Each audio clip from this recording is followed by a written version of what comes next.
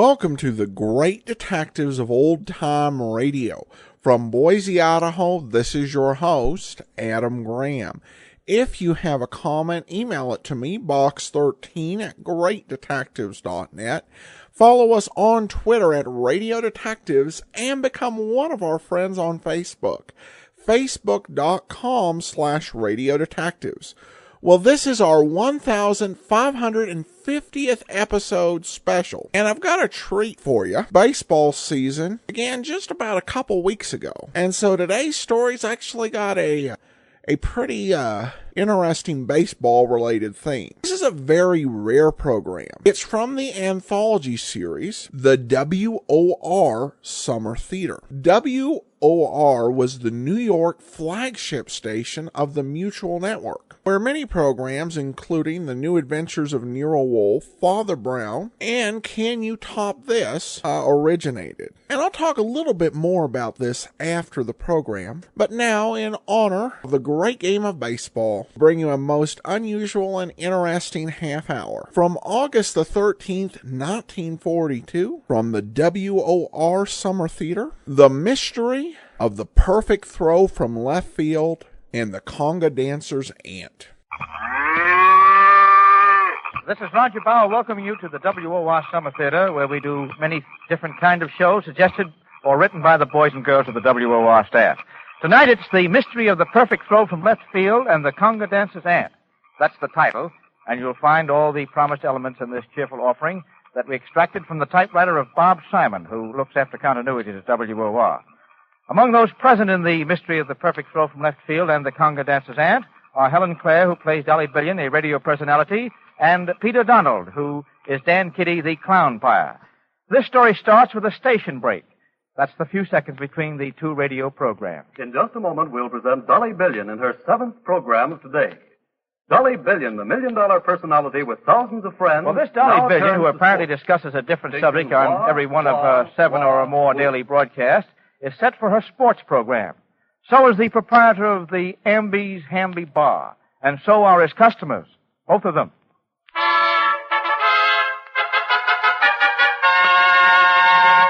Hello, fans, far and wide, all about the countryside. This is Dolly, by golly, and that fanfare was for the play of the day, which happened just about an hour ago in the Twilight League game between the No Sox and the Goons. And that play, fans, wasn't a play at all. No, sirree, believe you me. It was a decision by an umpire, or as he himself calls himself, a clownpire, Daniel Kitty by name. If you heard my play-by-play broadcast of the game earlier this evening, you'll remember I told you how he took over for Sam Slater, the regular umpire. It was getting late, Sam had to be somewhere else, and the clownpire volunteered. He had an umpire's suit and everything. And then what? I'm asking Fletch, our engineer, to put on a recording of that play exactly as I broadcast it, so as to bring it all back to you, fans. All right, Fletch, let's have that recording. Hey, if it's all the same to you, Amby, do you mind turning that out? Okay. Thanks. Nobody sounds that bad. She did. Well, I'll tell you about that, Amby. And you, sir. Yeah? That's what happens when you play a 33 RPM recording on a 78 RPM turntable. Very simple. Sure, Mr. Cyphers. Maybe they got it fixed now. Excuse me, Amby, but I do not want to hear about that play again. You don't want to hear what that dope did? That dope? That clownpire. Oh, that dope. That's me, Dan Kitty. Well, what do you know? Glad to meet you, Mr. Kidd. Kitty is correct, chum. Dan Kitty. Well, Brother Kitty, I wouldn't have known you without that umpire suit. Oh, that's in my bag here. I don't wear it out to eat. Well, I'm Surface, Joe Surface. Well, as I was going to say, I was at that game, and I don't understand how you could call that man safe at home when the left fielder's throw had him beaten by 10 feet. A perfect throw, a clean tag, and you call the runner safe. I suppose that's clownpiring. Well, now, clownpiring, that's just hooking things up a little, see? Instead of just waving a man out, I holler, ah! Hey. See, people notice that, ah! And then on a close play at one of the bags, the runner slides. All right, what do? I slide in with him and call it from the bag. When a batter's hit by a pitch ball, I don't just say, take your base. I take him by the arm, walk down to first with him, and just as I get there, I pour him a bottle of beer I kept hidden with a sidle in my suit. That goes big, see? Now, that suit itself is a caution. It's got more and bigger pockets than any The suit. runner was still out. Sorry, Joseph, the throw was perfect, but remember, it was getting dark and there was a lot of dew on the ground. The ball was hit a long way and it rolled. How was it when it came in? Dry. An old amateur trick, Joseph, throwing in a ball you got in your pocket when you can't get after the ball it was hit. Very observant, aren't you? Yeah, that's important. You gotta watch those things, Joseph. You know, what it takes to be a detective, that's what it takes to be an umpire. You're not a detective, too, are you? No, but I'm interested. And just what is your business? Chain stores. That's what I'm in town about. Well, I heard about this ball game, and I thought, maybe they'll need an umpire. I always take my stuff with me just in case. And sure enough, doesn't Sam Slater have to get back to his store before the game is over? Oh, hello, Chief. What'll it be? This time, burglary. A burglary here? Who are you? You haven't heard of him, Chief? Well, that's Dan Kitty, the clownpire. That's right. You should have seen the one he tried to pull, Chief. You should have seen that throw from left field. Yeah, you should Oh, have seen Amby. You seen anybody strange here in the last half hour or so? Well, there's that clownpire. We know all about where he's been, but somebody cracked the safe at the Drubbingham Hotel and eloped with a lot of cash, the manager says. Inside job, Chief? Looks not. That's funny. What's funny about it? I was just saying detecting was up my alley. Well, I think we'll be able to handle it without outside help. Eh, Joe? You've never failed, Chief. But he's very observant, this clownpire. Yeah? Staying in town, clown? Well, overnight and tomorrow. You know, I think I'll check in at that hotel you mentioned. It's the only one we have, but pretty snazzy. Grill room, dancing, Turkish bath, solarium, and after-dinner concerts in the lobby by the Ludwig van Beethoven Swing Trio.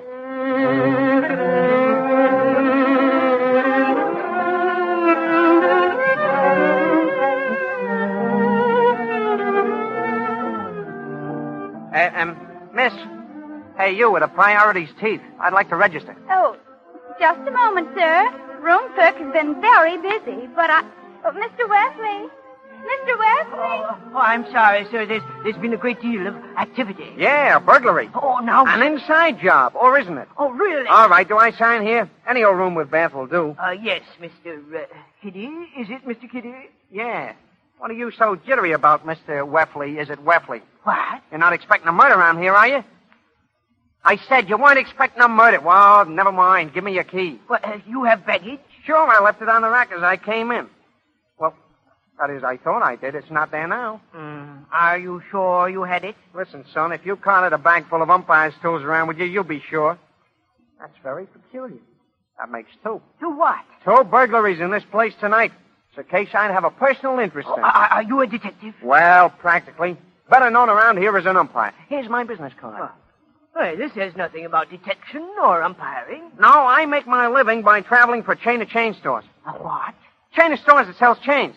See, each store in the chain sells chains, and I travel around in trains to keep track of changes in the chain, so when there's new chain territory, they get enough chains to keep to the other chain stores. Trouble is, the chains change so fast, you don't know what range of chains which chain is selling. Sometimes you see strange chains in your own chain. It's a brain strain unless you chain train, Mr. Wepley.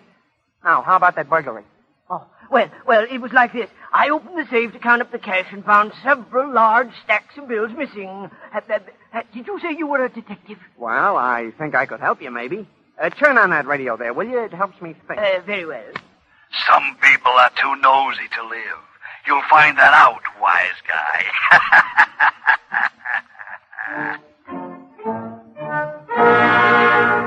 Could that be personal? Try another station, Mr. Wepley. As you wish. You may prefer this one up here. Some people are too nosy to live. Too nosy to live. Too nosy to live. Too nosy to live. Too nosy What to live. is this? Too A nosy record, to live. my friend. Too Open up nosy that to live. machine. Radio phonograph. Let's switch it from this record over to radio, huh? Hey, wait a minute. Where did you get this record? I don't know. It isn't part of our regular collection. That's mostly cello solos. Hey, for Pete's sake. Now what goes? Oh, that's our drummer practicing in the grill. We have a famous conga band and a famous dancing team to entertain our guests. That's their picture up there. Grumba and Grimba. The lady is Grimba. However, now, we prefer not to have our guests do that. What have I done? I whistle at the conga dancer. A small blast of appreciation, yes, like this. But that other noise... Oh, you mean this? Oh, no, please. Oh, please. Hey, somebody else coming to register, huh? Why, that's Mr. Surface. Hello, Daniel. Found the place all right, I see. Yeah, all but my bag. That just blew out. I just don't understand it. Well, I can understand how things are here tonight. Chief Wisdom was telling me all about this burglary. I suppose has you at 6s and 7s. Yeah, I'm working on it, though. Well, so am I. Unofficially, of course. Want to talk it over with me? Sure. You see, I don't know this town the way you would, living here. Only, let's go up to my room, huh? I don't want to be disrespectful about that music. Very good, son. After you. You know, Joe, I have my serious moments, especially when there's murder possible. What was that?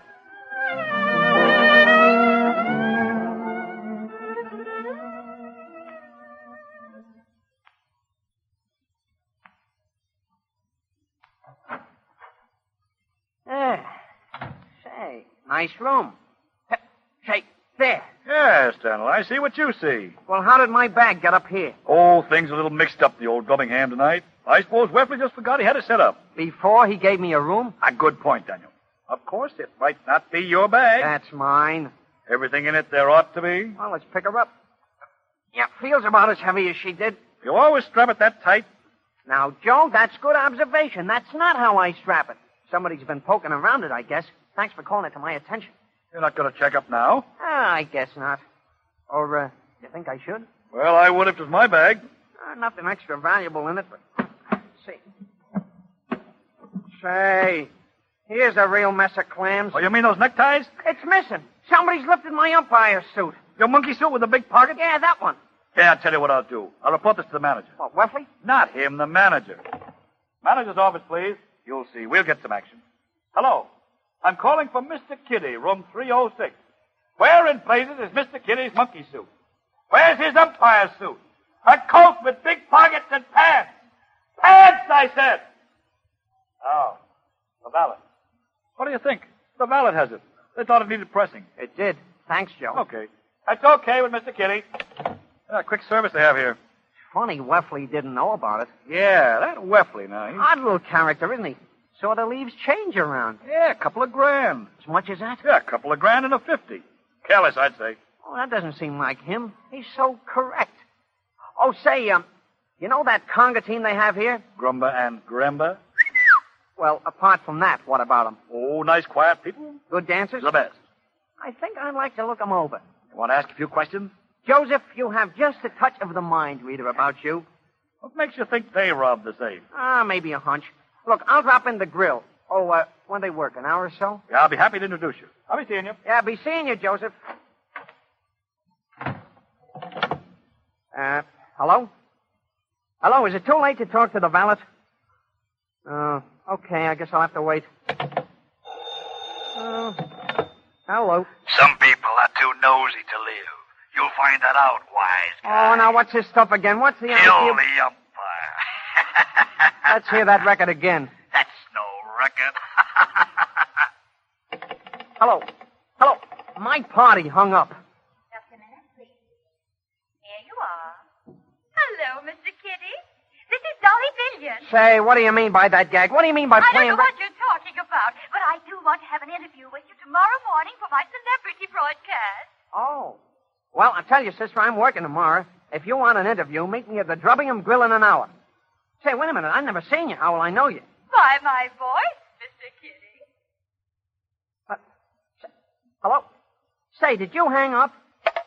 Hello, hello, hello. Hello, hello, hello. Hello, hello, hello.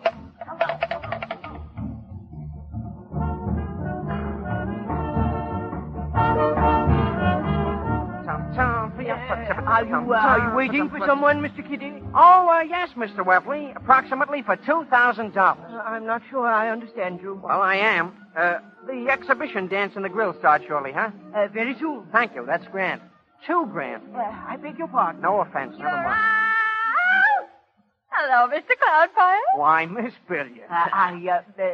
You'll excuse me. Oh, sure. Yeah, run along. Now, look, Mr. Kitty. Hey, what was that about Clownpire? Oh, that's cute. So are you. Make your decision fast, don't you? Fast and correct. How about going down the grill, huh? Well, it might be a little noisy down there, so let's have that interview first, huh? Now tell me, how did you get to be a clownpire? It's cute. So are you. We needn't put that record on again. Oh, record. That reminds me. Now, look, Right? Dan, won't you tell me what it takes to be a clownpire? Let's start down to the grill and I'll tell you. You see, that's something I began as a sideline. My all-year-round business is traveling for chain-of-chain stores. That's a chain of stores that sells chains. Well, each store in the chain sells chains, and I travel around in trains to keep track of changes in the chain, so when there's new chain territory, they get enough chains to keep up with the other chain territory.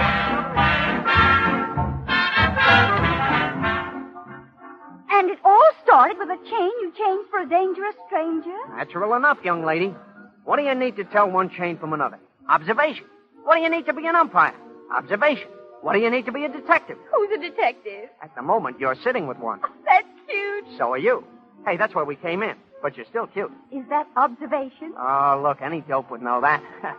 But if you want observation, you broke off an engagement a little while ago. That's none of your business. Observation is, so that is. How would you know anything about my engagement? I don't. I just know you broke it off lately, probably in a fit of temper. Now, look here. And, my dear, maybe one of the things you told him was he was a tightwad. How long have you been hanging around this town? I got in today. Who's been telling you? Nobody. Look, give me your left hand. That's cute. So are you. Well, we settle that. Now, you see that line around the ring finger where a ring used to be? Uh-huh. That line hasn't been there long, or it wouldn't be there at all. Well, all right.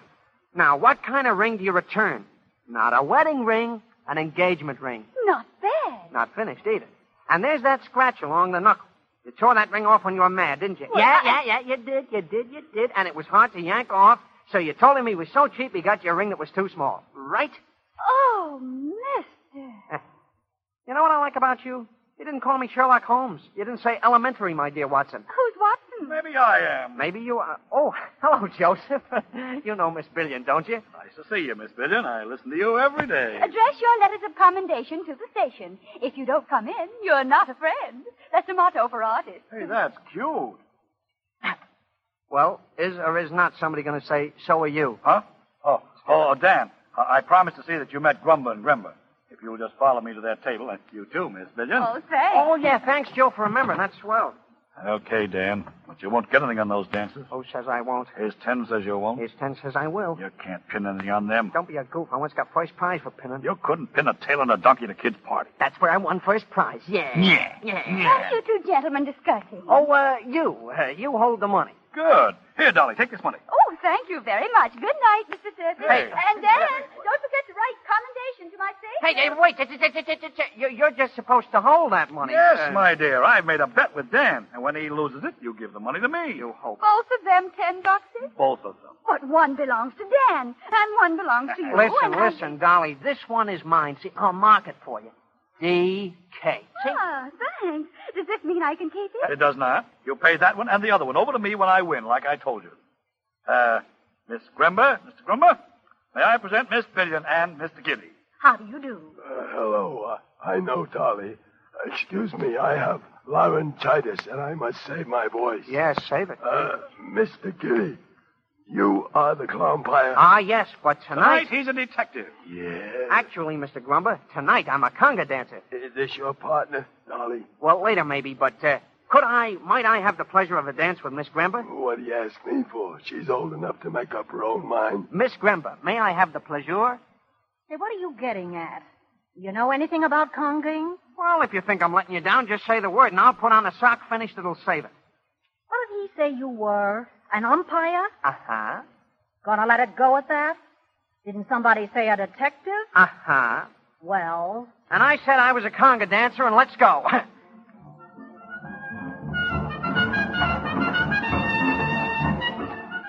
Hey, Grumber, he can dance. Not bad so far. I thought he'd plop on his face. Maybe he will. Oh, he's wonderful. Who asked you? I'll tell my fans tomorrow. Out there, he looks okay, but when he comes closer here, you'll see he's a faker. Is she holding him up? Sure, she's holding him up. Look at that speed. And he's making the band play faster. You can't dance that fast. It'll kill him. It's phenomenal for an umpire. What does phenomenal mean? It's something you take when you can't sleep. Watch this turn now, Joe. He'll muff it. Oh, terrible. Got a hand, though. Oh, but she's holding him up. Look at the grin on him. He's giving us some of his fancy talk out there.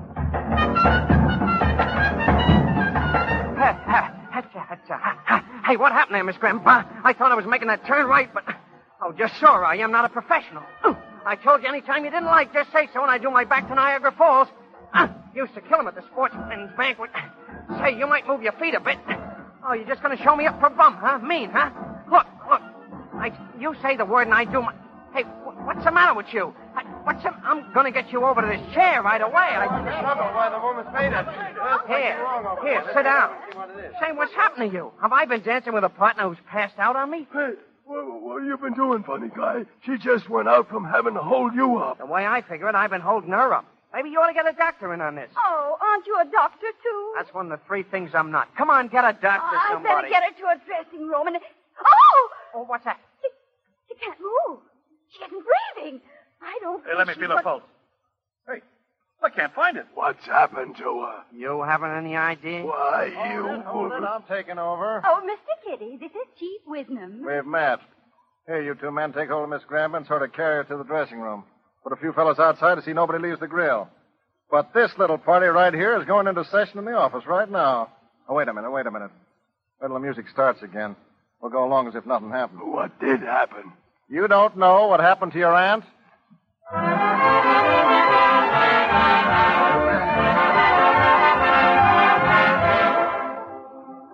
We'll use your place, Weffley. Of course. Not large, but maybe that's good. Just step in, everybody. Weffley, Mr. Service, Mr. Kitty, Mr. Grumba. Say, I'll have to ask you what your real name is. Clink Rattle. No good for a conga dancer. What Clink Rattle? Bill. All right. William Clink Rattle, alias Grumba. Not alias, known professionally as. Don't be so sensitive. I'm not. I'm just hoarse. Now. All right, here we are. If you'll all sit down. Oh, you, Miss Billion. Dolly Billion. Now, what's your real name? Dolly Billion. Nobody believes it, but that's what it is. Of course, I expect to change it someday. Well, you park your pretty self somewhere. Oh, thanks. Now, here's the fact. The dancing lady, Grumba, who can be identified as the aunt of Grumba. Grumba's aunt? She didn't look it.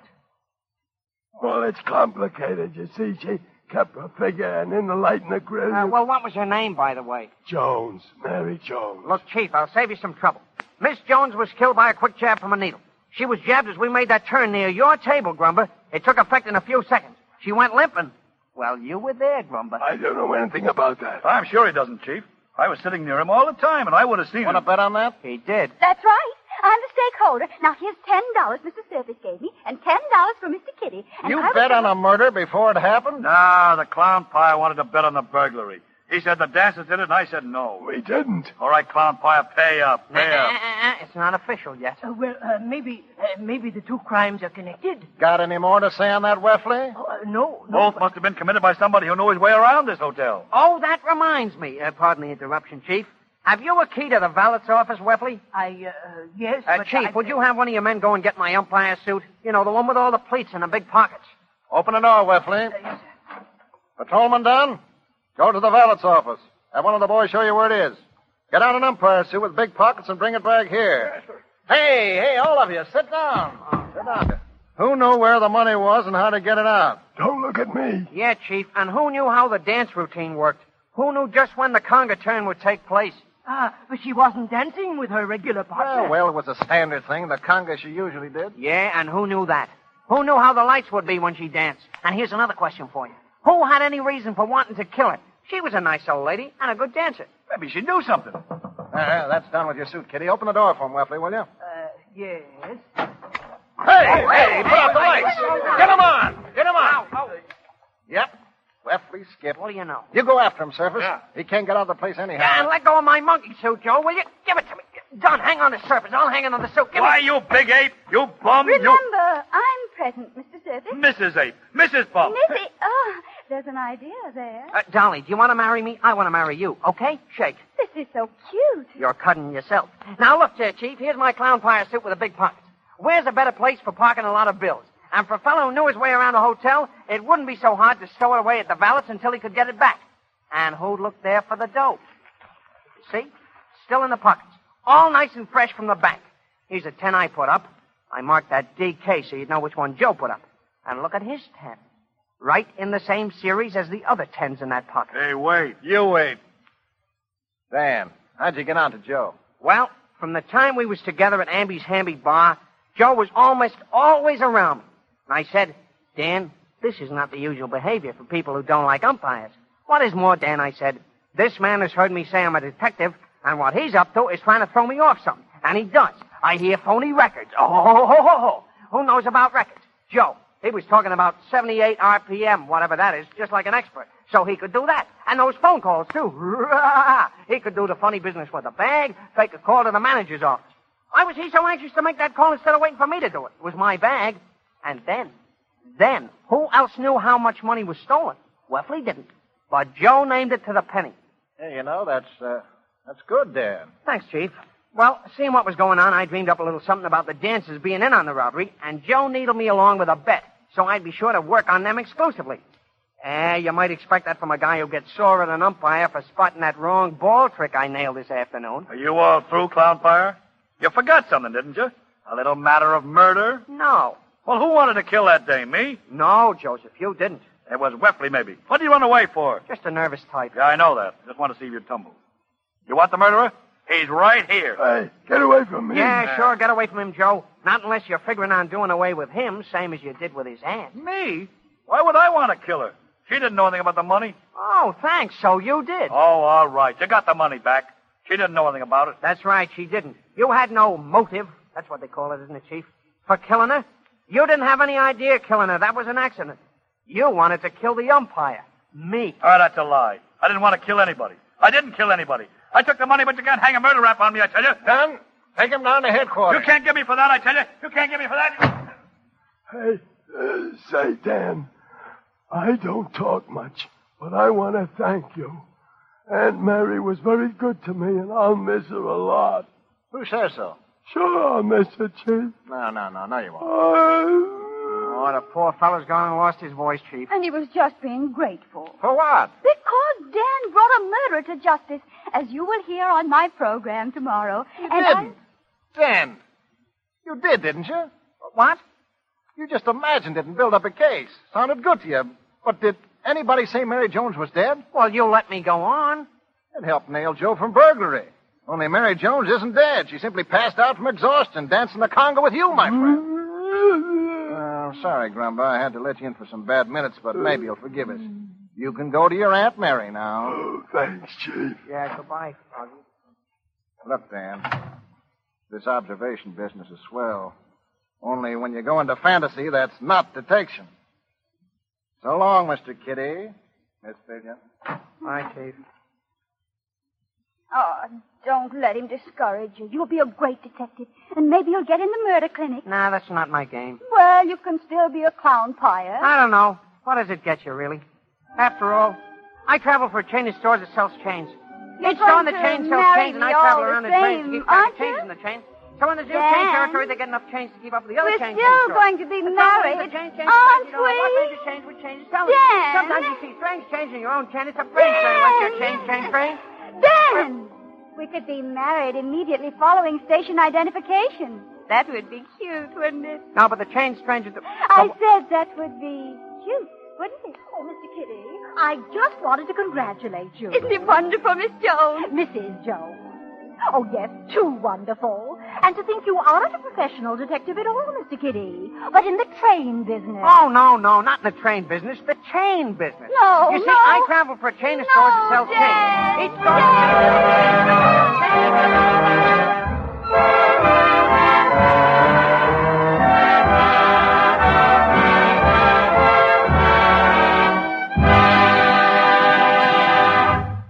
I'm sure we all understand, don't we? And I'm to be matron of honor at their wedding. Oh, I should say all of us are imaginary people, bearing no intentional resemblance to anyone living or dead. But of course, that doesn't apply to our producer, Mr. Bauer. A very live young man, Mr. Bauer. And next week he has a review for you, prepared by the press department of station WOR. I think that's cute. So are you. Thank you. The imaginary Mrs. Jones was Ethel Ramey. And her association in tonight's production were our stars Helen Clare and Peter Donald, supported by Jock McGregor, Jerry Macy, Junius Matthews, and Sidney Sloan. This is Roger Bauer inviting you to hear the WOR Press Department's Red Barn on Broadway review next Thursday evening at 9:30 Eastern War Time, where we hope you'll have our 5th WOR theater production. This is the Mutual Broadcasting System. Welcome back. I love this play. The very last couple minutes were maybe stretching a joke a little too far.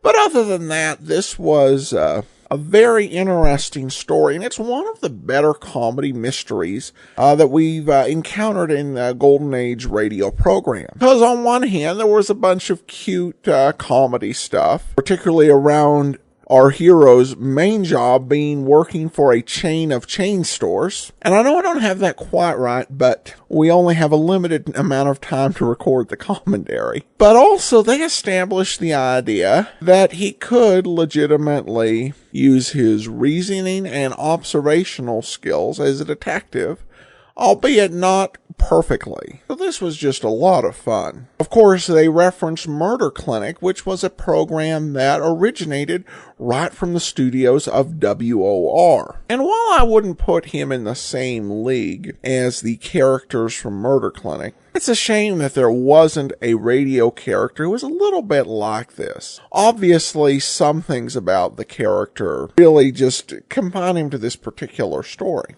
We've got a dearth of good comedy mysteries. And of course, the other thing that's interesting about him is that he's an amateur sleuth. And there aren't a whole lot of episodes of radio programs that survive featuring that sort of sleuth who's not paid or has any business solving crimes. It's either a police officer, a detective, a reporter, a photographer for a newspaper. Probably the main examples I can think of are Box 13, and even then Dan Holliday is an ex-reporter, though he's getting involved in these mysteries kind of for his own reasons, and Mr. and Mrs. North. So however you cut it, I just thoroughly enjoyed it, and I hope you liked it as well. And I hope you have a great week, a fabulous spring. And we will continue on Monday. Be sure and listen for The Saint. And Tuesday, it's the return of the lineup. In the meanwhile, send your comments to box13@greatdetectives.net. Follow us on Twitter @Radio Detectives and become one of